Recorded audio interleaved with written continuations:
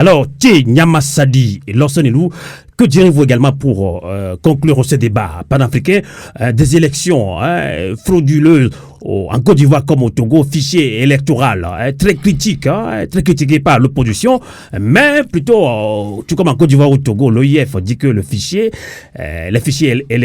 électoraux sont fiables, mais non. Donc vous l'avez démontré A plus B à l'OIF qui a sorti un communiqué en disant que oui, ben nous avons fait notre travail, notre mission de manière transparente. Alors, Nyamassali, que direz-vous pour conclure cette émission? Je dirais essentiellement que il y a lieu de sortir, en tout cas d'aller vers une rupture avec la démocrature france-africaine. Voyez-vous, cette démocratie qui consiste à imposer aux Africains des élections gagnées d'avance frauduleuses avec des fichiers électoraux tronqués, manipulés, et que finalement la démocratie c'est de la poudre aux yeux.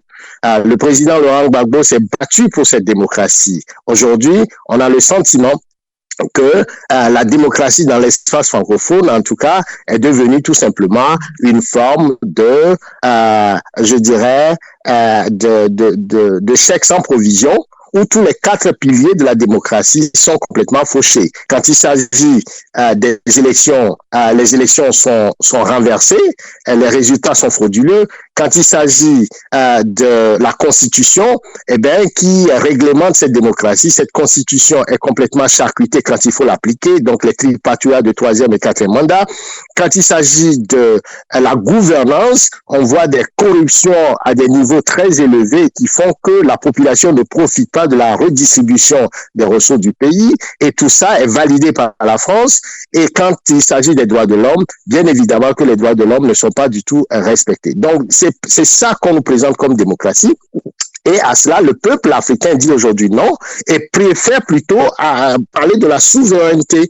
Et donc, les patriotes militaires qui prennent les pouvoirs dans un certain nombre de pays qui sont soutenus par la population, c'est justement parce qu'ils sont fatigués de cette forme tronquée de démocratie pour aller vers la souveraineté, c'est-à-dire être capable d'assumer leur destin et de sortir de la France-Afrique, des accords launais et de tous les liens je dirais, néocoloniaux qui empêchent le développement de l'Afrique. Dans le cas de la Côte d'Ivoire, par exemple, la démarche de changer le franc CFA, c'est plutôt Ouattara qui s'y est opposé dans un premier temps. Puis après, avec Macron, ils ont trouvé ce subterfuge pour co-circuiter l'écho de l'Afrique de l'Ouest pour en faire un copier-coller du franc CFA. Toutes ces démarches font en sorte que l'Afrique n'arrive pas à pouvoir s'épanouir, n'est-ce pas, des mains de cette néocolonialité française et occidentale. Donc c'est de ça qu'il s'agit aujourd'hui. Il faut qu'on réinvente la vraie démocratie qui passe par la souveraineté des peuples. Merci. De ce point de vue, il y a une réflexion profonde à mener. Je terminerai pour dire que dans le cas du Togo, pour parler justement des droits de l'homme, Pyramide, qui est un mouvement, un projet panafricain, réclame la libération de tous les prisonniers politiques qui sont, je dirais, traités, torturés, soumis à des traitements inhumains. Oui, effectivement, Nyamassadi, vous allez continuer, puisque vous évoquez le cas des prisonniers politiques au Togo. Bravo à Pyramide, bravo à vous. Et on va rappeler à tous les Panafricains, à tous les Togolais d'ailleurs, Radio Avouleté basé ici en Suisse, Jean-Paul Molou vivait en Suisse et il est parti en Afrique, on l'a arrêté justement au Togo. Jean-Paul Molou fait pratiquement 2 ans en prison. On a eu l'information il y a quelques jours qu'il est très très malade et on refuse de le soigner. Allez-y. Absolument. Donc nous réclamons la libération de Jean-Paul Molou, nous réclamons la libération d'Aziz Goma, qui est devenu grabataire. Jean-Paul Molou est torturé, il est malade. On ne comprend pas pourquoi on retient Jean-Paul Molou pour une question de liberté d'expression. Bien évidemment, on ne comprend pas ce traitement inhumain, cruel et dégradant.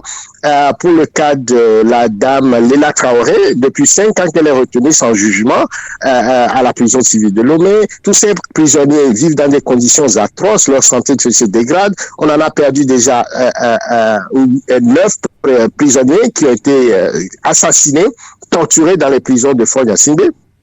où on les laisse sortir et puis un mois plus tard, comme le secrétaire général du PNP, il meurt. Donc, c'est des conditions atroces et tous ceux qui pensent aujourd'hui que le Togo est devenu un pays panafricain ou qui sont en train d'établir un peu leur foyer au Togo doivent comprendre que le panafricanisme passe d'abord par l'humanisme fondamental.